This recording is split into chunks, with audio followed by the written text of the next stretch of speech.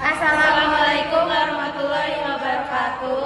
Perkenalkan kami dari kelompok 7, nama saya Kaila Syafitri. Nama saya Setiana Septiani. Nama saya Darwalifah Nikmah. Nama saya Isaya Panuraliza. Nama saya Nayaka Arya Krisdafa. Di sini kami akan mempresentasikan tentang pertemuan 7, yaitu uji multikoleritas.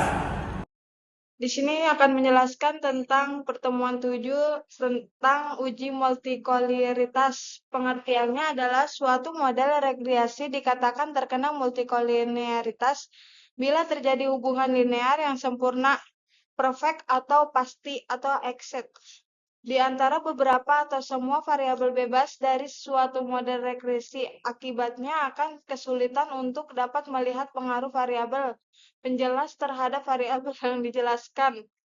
Madala 1992 artinya bahwa masalah multikoleritas tidak akan terjadi dalam model regresi yang berbentuk fungsinya berbentuk nonlinear, tetapi masalah multikoleritas akan muncul dalam model regresi yang bentuknya fungsinya berbentuk linear di antara variabel-variabel bebas. Variabel ekonomi memiliki kecenderungan bergerak secara bersama-sama sepanjang waktu. Kecenderungan faktor-faktor dalam deret waktu dapat menjadi penyebab terjadinya multikoleritas. Menurut Gujarati 2003, multikoleritas adalah adanya hubungan linear yang sempurna di antara beberapa atau semua variabel bebas dalam model regresi. Tujuan uji multikoleritas yaitu untuk mengetahui ada atau tidaknya korelasi antar variabel bebas, memastikan model regresi yang valid, menghindari bias dalam estimasi, meningkatkan keakuratan analisis, yaitu penyebab multikoleritas yaitu data memiliki hubungan kuat, variabel memiliki konsep mirip, data time series cenderung bergerak bersama, ukuran sampel yang kecil. Ciri-cirinya yaitu koefisien regresi tidak stabil, nilai standar error besar, uji tidak signifikan, sulit menentukan variabel berpengaruh.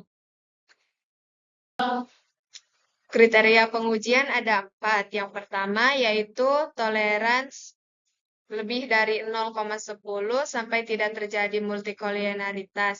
Yang kedua, toleransi kurang dari 0,10 sampai terjadi multikoleritas. Yang ketiga, FIP kurang dari 10 sampai tidak terjadi multikoleritas.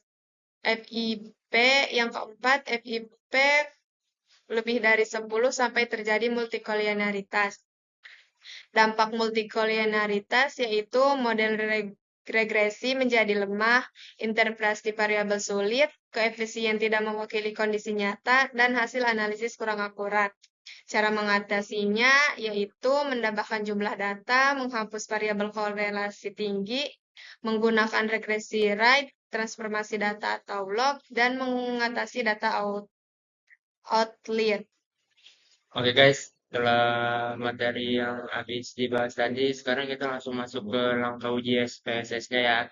Nah, sebelumnya itu kita harus pilih menu analis. Nah, habis dipilih menu analis itu kita klik ke regression. Habis klik regression, terus kita langsung itu klik linear. Nah, sehabis memasukkan ke linear, masukkanlah variabel Y ke dependent dan X1 dan X2 ke independent, seperti gambar yang di atas ini. Nah, terus yang ketiga itu klik statistik, lalu beri tanda centang atau tanda V pada collinearity diagnosis. Kemudian klik continue atau off. Pokoknya seperti kayak di gambar-gambar yang di atas ini. Nah, setelah itu prestasi on-board, lalu lihat nilai toleransi dan VIP-nya. Bandingkan dengan kriterianya sama atau tidaknya. Jika memenuhi, maka model aman. Jika tidak, maka harus perlu perbaikan model. Oke, kita masuk ke slide terakhir, yaitu pada bagian kesimpulan. Kesimpulan dari materi ini yaitu uji multikolinialitas merupakan salah satu uji asumsi klasik dalam analisis regresi linear berganda yang bertujuan untuk mengetahui apakah terdapat hubungan antara kolerasi yang tinggi antar variabel independen. Model regresi yang baik seharusnya tidak mengalami multikolinialitas agar hasil analisis lebih akurat dan mudah diinterpretasikan. Multikolinialitas dapat menyebabkan koefisien regresi menjadi tidak stabil, standar error meningkat, serta hasil uji menjadi tidak signifikan, sehingga sulit menentukan pengaruh dari masing-masing variabel bebas terhadap variabel terkait. Nah, deteksi multikolinialitas ini dapat dilakukan dengan melihat nilai tolerance dan FIF, di mana jika nilai tolerance lebih dari 0,10 dan FIF kurang dari 10, maka model bebas dari multikolinialitas. Begitupun sebaliknya. Jika tidak memenuhi kriteria tersebut, maka terjadi multikolinialitas. Dengan demikian, uji multikolinialitas sangat penting dilakukan untuk memastikan model regresi yang digunakan valid, reliable, dan mampu memberikan analisis yang tepat.